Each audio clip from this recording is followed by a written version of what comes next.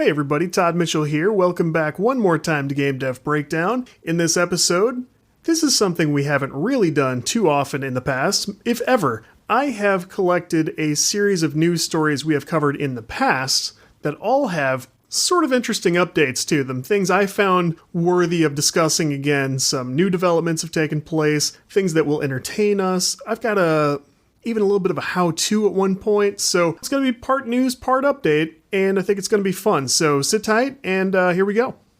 Good evening, fans. Tim Kitzrow here, the voice of NBA Jam, and you're listening to the Game Dev Breakdown Podcast, brought to you by CodeWritePlay.com. Whoa, boom shakalaka. My mom gave birth in 1985. I was bluer than a Pac-Man ghost, barely alive.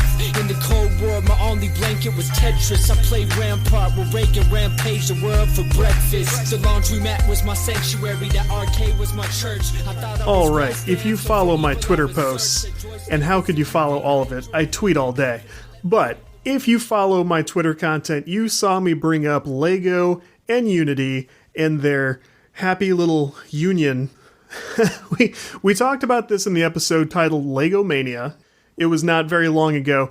The situation is that Lego has released a microgame. Unity microgames are these small projects with like built-in tutorial lessons in them. It's a great way to learn stuff in the Unity editor. They have cool step-by-step things.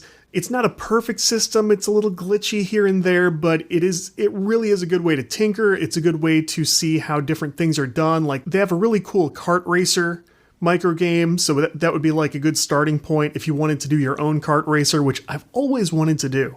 Wouldn't that be fun? That would be a blast. So they have different things you can check out and different things you can learn. Well, now Lego has created a microgame that allows you to basically create a slightly watered down version of their Lego games. So, I mean, you've got the movie tie-ins, all the various Lego City, Lego Underground, this and that. You can do your own development of your own Lego content. It's a great way to learn Unity stuff. And when I covered it, part of my coverage was, hey, I notice that what they're actually teaching you is, sure, there's a little discussion about here's the Unity editor, here are the buttons you press, here's the drag and drop, but a lot of the educational material was focused on you could put these special bricks that they had programmed, these prefabs in, with all this attached programming logic. So they had special scripts attached, the different bricks would do different things, they had a special mode you could activate in the editor, so it's stuff you would never do anywhere else. And I said,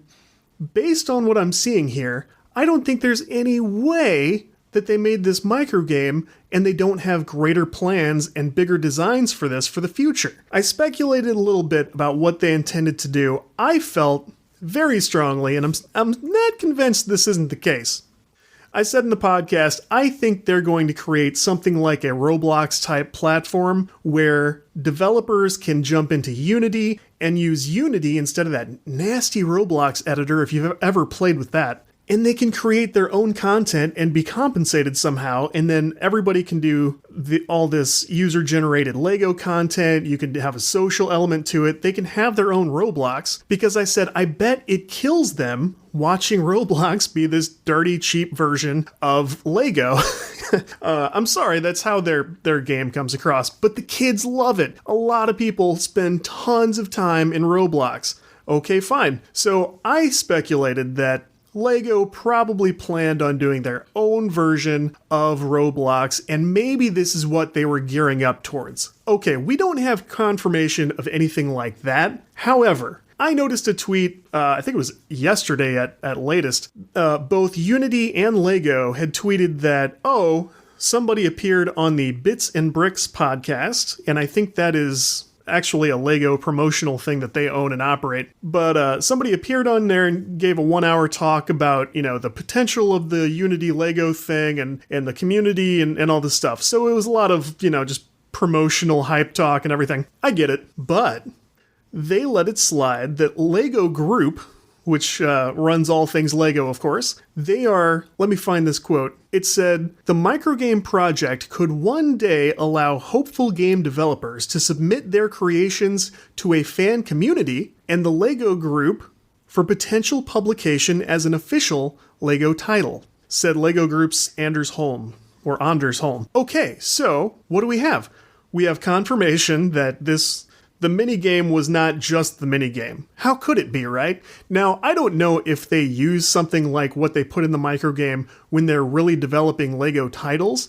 That could be one other explanation for why they have stuff like that. But I really, really think this was the groundwork for something big. And this kind of confirms that. So they said that some of this relies on how the community takes to this and what kind of stuff they create now, while you can just do whatever you want with the minigame project. But it sounds like they envision a future where you download this in Unity, you play around, you learn what you're doing, and then you create basically a prototype, submit it to LEGO, and maybe they go, yes, we like this, you are going to create your own full, officially licensed LEGO game. And that's the dream when this came out, right? That's what everybody really wanted. They wanted the opportunity to create their own LEGO stuff. I would love that, of course, but I also had a lot of stupid ideas, like I'm going to do my own LEGO Always Sunny in Philadelphia and Letterkenny LEGO game.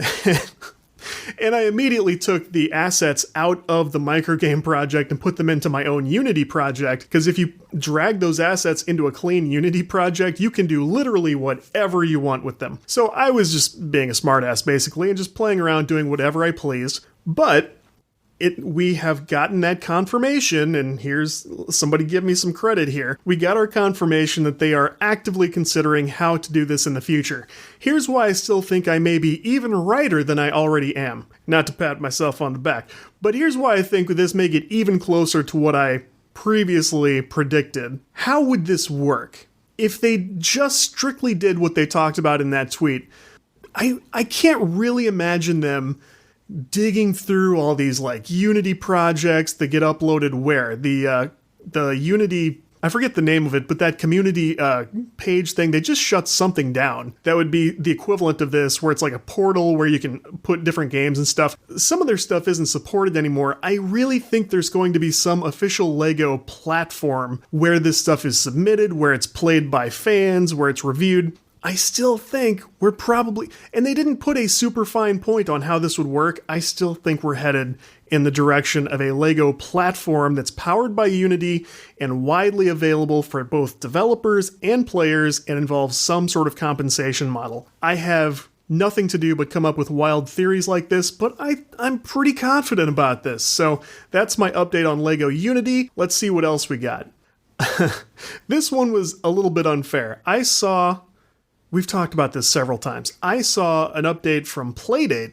If you don't recall Playdate is going to be that little yellow handheld thing with the fishing reel crank on the side, that bizarre little handheld that's, all niche and cool and everything. But for a couple of years now, I think, they've been promising, like, we're going to put out the SDK, we're going to open this up for wide development for indies of all types, and I got my hopes up from like day one when I heard about this thing, because I went, oh my god, indie developer is me, and I have an opportunity here that I could make a game for a handheld console at launch. And that was cool because I was a young kid who played the Game Boy, the original big clunky gray Game Boy. Like, I was too young when it first came out, but I was old enough while it was still around. You could easily find them at a yard sale or used at not the store, but used somewhere. I eventually got one. I played Tetris on it. That was the ultimate Game Boy experience, was that original Tetris game. I loved that thing. Later, my sister got Pokemon. We would play that together. One of the last positive memories I have with my sister at all. But it was a cool thing. So handheld consoles have always kind of held a unique place in my heart. And to some degree, I even warmed up to mobile development, because it's like, okay, it's in your hand, it's in your pocket, and I can, under these unique constraints, I can develop games. Okay, well, when the Playdate was coming out, I went, yes, this is going to be it. I'm going to scratch that itch. I'm going to pay tribute to, 8-year-old Todd or whatever. And Playdate just jerked us around forever. They acted like they were going to give out a bunch of development kits. They allowed anybody who wanted one to go fill out a form, put in a bunch of personal information, put in our payment information, and let them put like a hold. No, that's not. Let me walk that back. I don't think they put a hold on the card, but it was something like if you were selected, and only like what? I didn't look up the number, this is going to be wildly off, but like 100 or something, like a very small number of people actually got these development kits, and they walked us all through it like we were all going to get them. I think they were somewhat clear they were going to be selective, but I thought they were going to do more than that. Well, the point is, we've all been emotionally drugged through the ringer about this thing over this handheld that's going to be, what, $150? It's going to be kind of limited, it's going to have a black and white screen. I don't think it's honestly going to do that well. But I was still excited. Like I would have done a game for it. That would have been a lot of fun. And they swore up and down, we're going to get this SDK out right away, as soon as we can. And, then certain developers will be brought into our...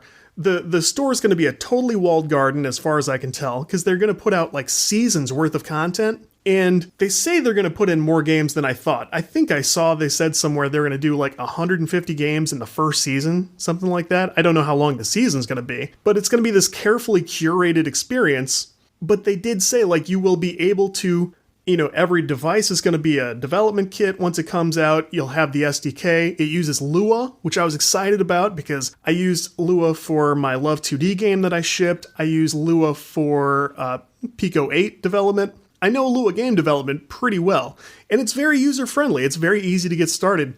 I was psyched about this, and then they just kept kicking it into the future and kept kicking it into the future. This was before the pandemic started. This is not something where I can assign pandemic credit. This is something where they just kept... I don't even think they knew what they wanted to do. They've been talking about this all since way before they were anywhere near the finish line. I think they're so far behind on their own work. That's part of it, but they kept doing stuff that was just, I'm going to sound like the world's biggest whiner here, but like it was emotionally taxing. Like it was unfair the way they did this. Like, we can't say when the SDK is coming out, but hint, hint, show up on our website on this stream in like, the middle of last year? First half of last year, they were like, here's a stream about getting started with the SDK development. I watched that entire thing for an hour or more, and then they go, we're not widely releasing the SDK yet. Haha, our editor's not even done. Okay, well that's not funny. Okay, so at some point during all this, I got mad and I said, me and the Playdate are done. I don't care. I'm over it. So you guys have heard this rant before, but that's your refresher rant. Well, here's the update. A Playdate tweet caught my eye the other day because they said, we fixed something in the SDK. And I went, the SDK? Sweet, the SDK must be out. Those bastards tweeted about fixing something in the SDK when the SDK is not available to anyone but them and a select few people who have gotten their hardware kits. Well, that sucks. That's not really their fault. I misinterpreted that. But again, they got me again. They basically caught my attention again and I went, okay, all is forgiven. I will play around with the Playdate SDK. And if I ever get to put the game out, that'd be fun, but I would like to play with it, and I got the football yanked out from under me again, and I did a backflip and hit my face on the ground. Okay, so Playdate has disappointed me for the last time. I swear this time. I'm done. Here's how confident I am that I'm not going to screw with the Playdate later. If you are one of these people like me, who has just been waiting, checking, I suggest you download Love 2D. It runs everywhere. It has very low resource requirements. Install Love 2D and you can make your own Playdate game, your own virtual Playdate game. It'll be almost like developing for an emulator, but here we go. Okay, I didn't prepare for this part. I'm going to look up the Playdate specifications. The display is 2.7 inches, 400 by 240 resolution. That is a weird size, but 400 by 240. Here's how Love 2D works. It's super convenient. If you download it, install it, add it to your path, there's some terminal stuff you can do, but there are a few ways you can start up like a main.lua file. You go to you pull up their wiki. It shows you like the update and the draw functions that you put in. I like to do this in the Atom editor, atom.io. I like to use the Atom editor, put in these two functions. You can either zip up the folder that main.lua file is in, or you can zip up the folder, you can drop the folder onto the executable. There are like three ways you can do, or you can run it from the terminal after you add love to path. So there are like three pretty easy ways to start tinkering with Love 2D. all you have to do is add another config file. This is all dead simple stuff that's on their wiki page, their Getting Started wiki article, which I can link. You can put in the size, 400 by 240, as the screen size. Then you can simply restrict yourself to black and white, because based on the stream I watched, that's exactly how development is going to happen. You just use black and white graphics, and if you don't, I think it just downgrades them to black and white, and you can make your own game. I think it would be funny if people started to do this and share this and that kind of took off without Playdate, since they decided we're not going to get anything from them. Not only do they keep delaying the actual launch of the product, but they've downgraded their own promise to us, like, we may release the SDK eventually someday. It's no longer even going to be in tandem with the product, it sounds like. So it's like, this thing will come out and, oh, it's a development device, but oh, you also don't have the SDK? That part's unclear, but they've been so bad about this. I am all for, like, maybe during the next jam or something, just use these specs yourself, make your own Love 2D Playdate game. If you are interested in playing with the Playdate and designing for it later, this is a good way to start now, because the code is very similar. It's not identical, but the conversion would be dead simple, and you would have assets ready to go, and so on. Watch their development stream if you want to go that route, because you'll have some clues about the files you'll need and the format and what that stuff needs to look like. You'll also see how similar this code is once you get going. So that's my takeaway. If you're still nuts about the way Playdate is just jerking us all around, you can start now and play without them and make basically the same thing. So that's my Playdate update. Let's talk about our sponsor, AppFigures. AppFigures is all about giving game makers the tools they need to get more downloads and revenue. You may know them for analytics and app store optimization. Now, AppFigures can help you track competitors from downloads and dollar amounts to audience demographics and even which SDKs they use. Their competitor intelligence gives great context. If a competitor adds a new feature or gets mentioned in the news, AppFigures can tell you if that brought in more downloads. If you have an idea for a new app or a game, AppFigures can tell you how big the market is and how much money it could make you. That is just scratching the surface. Whether you're growing your app or building a new one, AppFigures has the tools you need to reduce risk and get more downloads. You don't need a huge budget or a data science degree. AppFigures has made it affordable and simple, and they provide the tools that can guide you step by step through gaining more visibility with ASO and increasing your revenue by learning from your competitors. Head to appfigures.com/on/GameDevBreakdown to try AppFigures for free, and if you like it, use our special code GDB3030 to get 30% off for the next 3 months. Speaking of the Game Boy, when we did the Let's Make a Nintendo Game episode, because we did that series about, as an indie with a concept, here's how you can get started on each major platform, we talked about Nintendo. Nintendo is notoriously difficult to publish for because they have, like I joked with somebody during the event coverage for Virtual Indie Games Expo 2020, Nintendo certification is not that different than it was like in the 80s for the NES. I mean, they've still got a long list of things that you need to check off, performance things, product things, things they may just look at funny and decide they don't like. Nintendo's tough to get around. Everybody says so. Well, I neglected to mention, I did mention there's an NES homebrew editor, and I forget the name of it, but it's in the show notes for that episode. You can download this software package, and it was the one that was featured in the new 8-Bit Heroes or whatever that documentary was, the one. Their product you can download and learn how to do like homebrew games that you can really play in a cartridge. You can flash it to a cartridge and then play it in a real NES or on an emulator on your PC. We talked about that. What I neglected to mention, there is what I believe is an open source Game Boy Studio.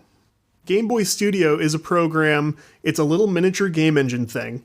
And it's a little bit like cookie cutter. It's not like fantastically open-ended, but using it, you can make your own Game Boy game. So for you Game Boy fans, you old school fans like me, you can do your own homebrew Game Boy stuff. And that's pretty cool. Like that program, it doesn't really take you anything but time and a little bit of hard drive space to check this out. A pretty cool demo project comes up once you install it, And it's pretty straightforward, but you can do some pretty cool Game Boy Studio stuff that would scratch that itch also for you people who would love to develop a Nintendo thing, and it doesn't necessarily have to be the Switch. So, I neglected to include that in my Let's Make a Nintendo Game episode, and hopefully I have made things right to some degree. So I'll link to that in the show notes also. There's a couple of things, and we've already burned a ton of time here. So let me burn through these last stories really quick. I got an email from Super Data Research, and I can never tell anymore because I'm on PR lists here and there, so I never know if you guys are getting this stuff or not. Some of you probably are. An email came out from Super Data Research titled Games Grew 12% in 2020, and this is a report they did with extensive data about, we all knew gaming was going to grow during the pandemic, retail was going to hurt, but games overall was going to make a ton more money. That was super true. Let me open this executive summary. Not that I'm an executive, but I'm here and you're not, so I'll read it for you. So this is a report that you can go to superdataresearch.com. I'll link to it, and you can give them up your email address, stuff like that. They'll be happy to give you this report for free. But here are the highlights. Free-to-play games are still rocking. The mobile market experienced 10% growth in 2020, accounted for 58% of the total games market. That's your daily reminder that mobile kicks the ass of everything else in the game industry. Roblox was the highest earning digital game of 2020 and surpassed Fortnite thanks to strong mobile growth. Well, also thanks to Epic shooting itself in the foot. Premium games earnings grew 28% year over year, outpacing the growth of free-to-play market. Remember a while back when I said, free-to-play stuff must be really hurting premium games? We found out then I was wrong, and it sounds like I'm even more wrong now. So, now I'm back to even on being right and wrong for the night. Gaming video content, or GVC as they like to call it, became a $9.3 billion with a B industry in 2020, reaching 1.2 billion with a B viewers. They attribute this to public figures like Congresswoman Alexandria Ocasio-Cortez earning top views. Probably true.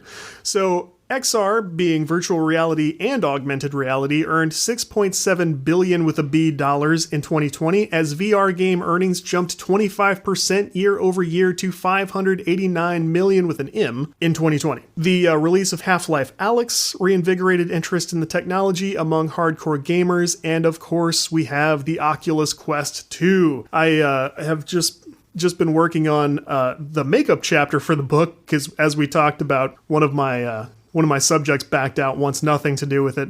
Well, I've got a new interview to go in that place, and we talked about the Oculus Quest 2. Basically, the Oculus Quest 2 is as close as we've come to making VR a household thing. So I understand Ryan Engel of GolfScope and the developer of Topgolf with Pro Putt for Oculus Quest, he has a lot of good insight on this. We had a conversation about this a while back, and he brought up great points. I mean, we're all kind of wary about Facebook, and are they doing the right thing, and what are they doing with our data?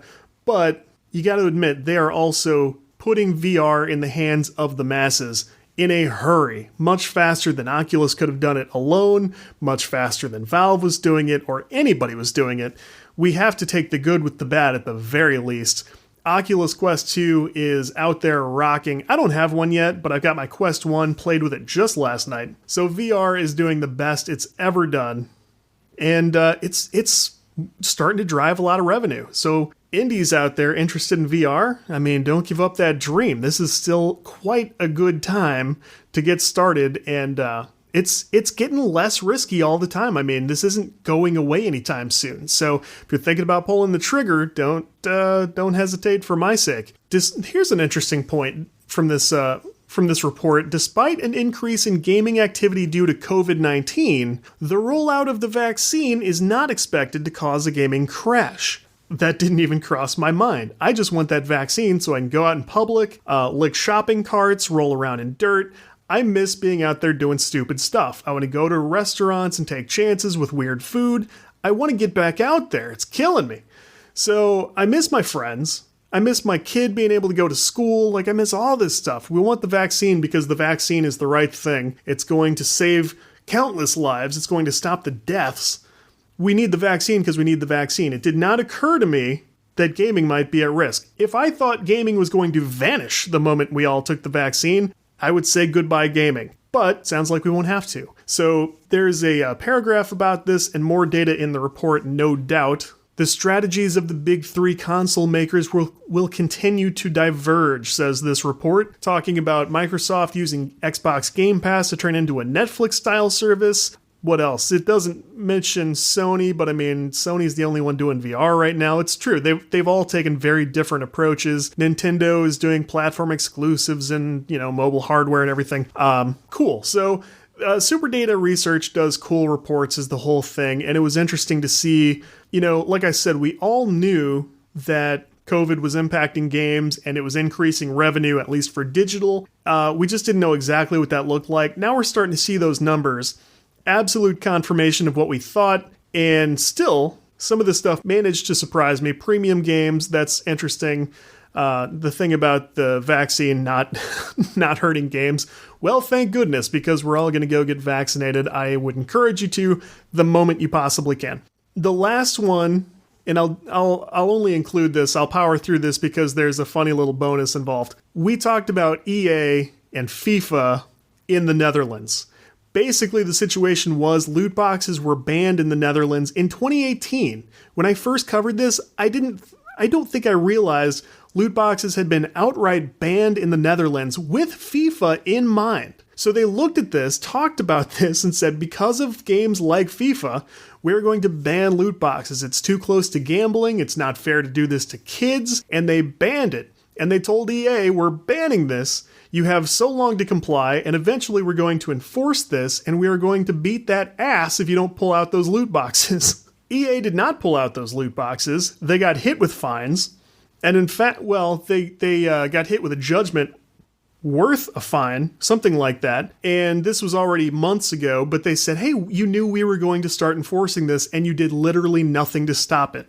And that seemed to be the case. So a couple of stories have come out since that time. Former executive Peter Moore, who is just a cartoon character of a man, he's a very funny person to follow if you're online. He's a football club owner now. And that's like he's out of the game industry and now he's in the actual, football world, which is, okay, fine. He put out a statement that is going around the web saying like, oh, this is far from gambling. And he's very careful not to speak in any official capacity, but he gives this kind of flimsy argument about like, here's why I don't think it's anything like gambling. Let me pull this up. He says, in reference to their loot box system, he says, you're always getting something. It's not like you opened it and there's nothing in there. No, not that there's no players in there. He says, this is a personal view, but the concept of surprise and delight versus gambling, on a continuum, they're a long way from each other. You buy or grind your way up to getting a gold pack, you open it up, and you're either happy or you think it's a crappy pack. I don't see that as gambling per se. But again, this is my personal view as an outsider right now.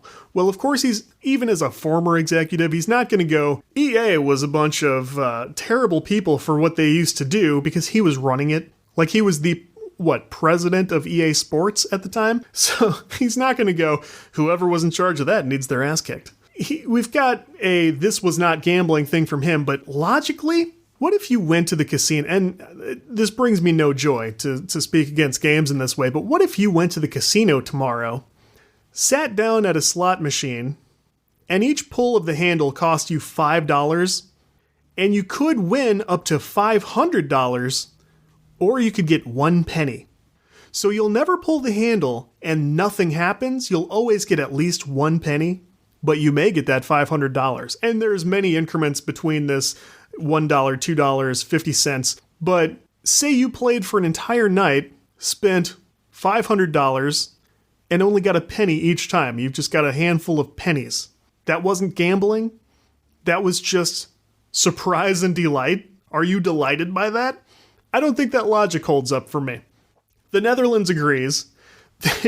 EA apparently has put in some new code that will allow them to block the loot box system, and apparently there's like a snarky message involved on that screen that says something to the effect of, due to the demands of regulators or something like this. They're finally getting their act together, but it's crazy how long this took, and I don't know what they'll have to pay in fines.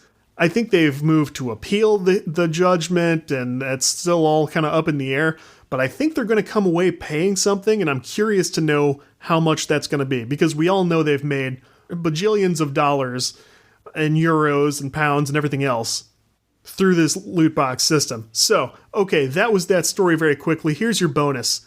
While I was looking up notes for this, VG247 has an article from way back in, when was it? May of 2014, titled 26 Particularly Rad Photos of EA's Peter Moore. And boy, it is a doozy. This is written by Brenna Hillier, and it is just that. It's 26 photos of Peter Moore with very funny commentary in between. I will certainly link this, and I'll probably even tweet this. The reason I went looking for something like this was because one of these articles from just now that quotes Peter Moore showed him in boxing gloves in a boxing robe, like he was walking out to the ring, and he was with who? Sugar Ray Leonard? He was with somebody who was like showing him like how to stand or how to hit or something. I was like, what the hell am I looking at? And I think it had to do with promotion for Fight Night or something before they got the UFC license. And it cracked me up. And God, this collection of pictures of Peter Moore, he's such a funny guy. I don't know if he intends to be a funny guy. I haven't paid very close attention to him, but God, this collection of photos, something about just having the photos one right after another is hilarious. And the commentary is very funny. Brenna does a fantastic job here. So look up these 26 particularly rad photos of EA's Peter Moore. Okay. We got through everything, and we didn't go too long. So those are some updates. This was fun for me because I'm a sucker for stories, as you know. I'm always thinking about this stuff. I think about stuff we cover all the time, like whatever happened with that lawsuit between Bethesda and, I'm always thinking about this stuff because I like when something comes full circle or there's some kind of resolution, and I bet some of you do too. So every great once in a while, I am getting up at the crack of dawn. It'll be before dawn. I'm getting up very early tomorrow to talk to someone in a time zone 6 hours ahead. I won't reveal too much, but that reveals something right there. I'm going to speak with a game developer who is very nice on Twitter, has a following built up, and for good reason. Very cool guy. So, interview for later in the week, if all goes well. And, this is something we do in the meantime, because I'm sorry. This is all fun and entertaining to me, and I hope it is to you also. So, if you enjoy the Game Dev Breakdown podcast, please consider subscribing. We have show notes at CodeWritePlay.com. We have social media. We have a Discord server, which you can find through CodeWritePlay.com. If you're on Twitter, you can look up Game Dev Pod. You can look up CodeWritePlay or me, Todd Mitchell. I have a nickname up as my name right now, but you can look for Mecha Toddzilla with 1D and 2 L's and connect and send me stories you're thinking about, things that catch your eye, what you're up to, feedback. Love hearing it all. And that's it. Love interacting with you folks on social, and I am always on the lookout for more entertaining things to talk about. So, till next time, look after one another, work hard, make me proud. Let me know what you're up to. This is Todd Mitchell here for Game Dev Breakdown. Thanks, everybody. Talk to you next time. At that moment, nothing mattered in my life more than seeing my 3 initials at Lakeside with a high score. But now I'm older, there's no quarter to resurrect or hit reset. It's either game over or success. I'm walking towards a light bright, no regrets.